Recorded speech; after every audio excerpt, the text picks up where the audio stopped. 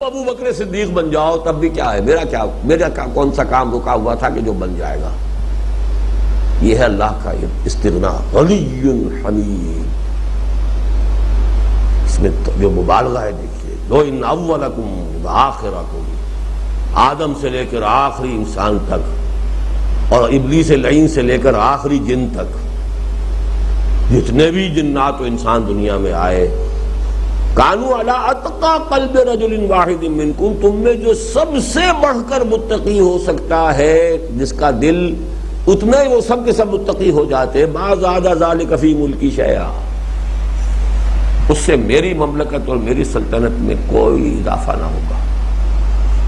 یا عبادی لو ان اولکم وآخرکم وانسکم وجنکم کانوا علی افجر قلب رجل واحد منکم ما نقص ذلک من ملکی شیئا، تمہارے سب پہلے اور پچھلے اور جن سب کے سب سے بڑا فاجر بدمعاش جو ہو سکتا ہے، میرے خلاف باغی ہو سکتا ہے، سب ویسے بن جاؤ تب بھی میری سلطنت میں کوئی کمی نہیں ہوگی۔ غنی، الغنی، اصل میں یہ اس کی شرح ہے۔ یا عبادی لو ان اولکم وآخرکم وانسکم وجنکم قاموا فی صعید واحد فسألونی فاعطیت کل واحد مسألتہ ما نقص ذلک مما عندی الا کما ينقص المخیط اذا ادخل البحر۔ اے میرے بندو، اگر تمہارے اول اور اگلے اور پچھلے اور تمام انسان اور تمام جن اگر ایک میدان میں کھڑے ہو جائیں اور جو کچھ مانگنا چاہیں مانگ لیں اور میں ان کا سب کچھ دے دوں، تب بھی میرے خزانے میں اس سے زیادہ کمی نہیں ہوگی جتنی کہ سوئی کو اگر سمندر میں داخل کر کے نکال لیا جائے تو اس سے سمندر میں کمی واقع ہوگی۔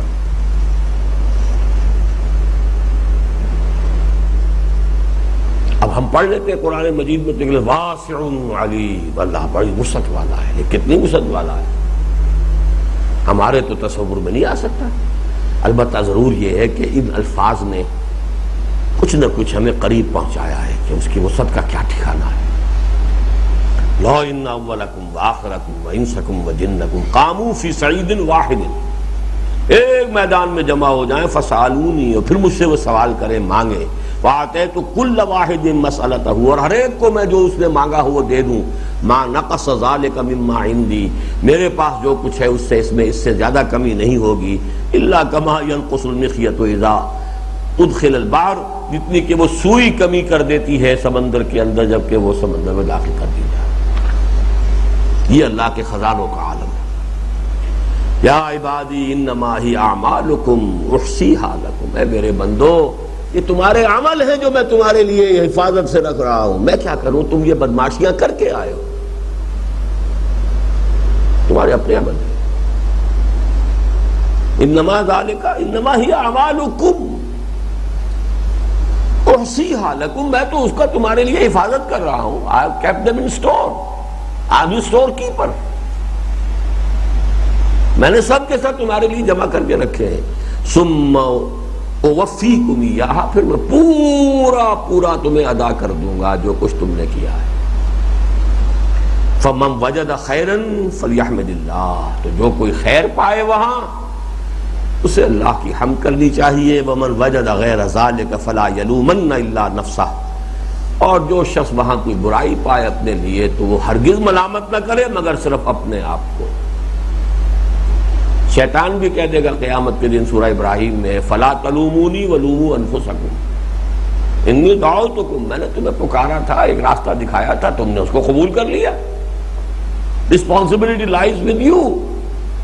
فلا تلومونی، مجھے ملامت مت کرو، ولوموا انفسکم، اپنے نفوس کو ملامت کرو۔ آپ کون سی ہے جی؟ الحادی والثلاثون، عن ابی العباس سہل بن سعد الساعدی رضی اللہ عنہ قال، ابو العباس سہل ابن سعد الساعدی، یہ ان کا قبیلہ گھرانہ ہے، رضی اللہ عنہ، ان سے مروی ہے، جاء رجل الی النبی صلی اللہ علیہ وسلم، ایک شخص حاضر ہوا نبی اکرم صلی اللہ علیہ وسلم کی خدمت میں، فقال، اور اس نے عرض کیا، یا رسول اللہ، اے اللہ کے رسول، دلنی علی عمل اذا عملتہ احبنی اللہ واحبنی الناس۔ بات بڑی پوچھی اس نے، یہاں بھی ہونا چاہیے تھا، بخن بخن خوب پوچھا تم نے، آدمی ذہین تھا۔ اے اللہ کے رسول، مجھے وہ عمل بتا دیجئے کہ میں اگر اس کو کر گزروں تو اللہ بھی مجھ سے محبت کرے اور لوگ بھی مجھ سے محبت کریں۔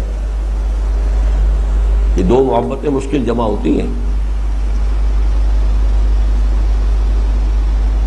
جواب سنیے، ازہد فی الدنیا یحبک اللہ،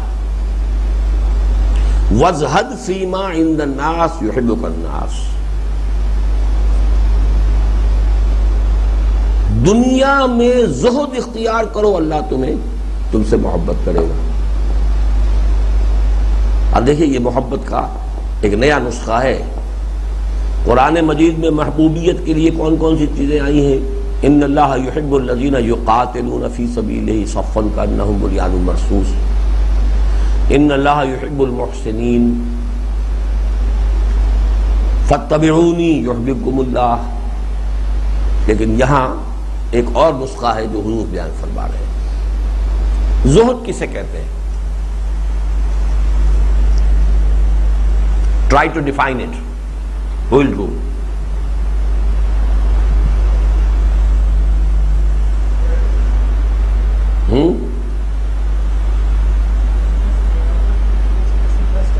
جی، دنیا سے ڈس انٹرسٹ کرنے والا تو مومن ہو ہی نہیں سکتا۔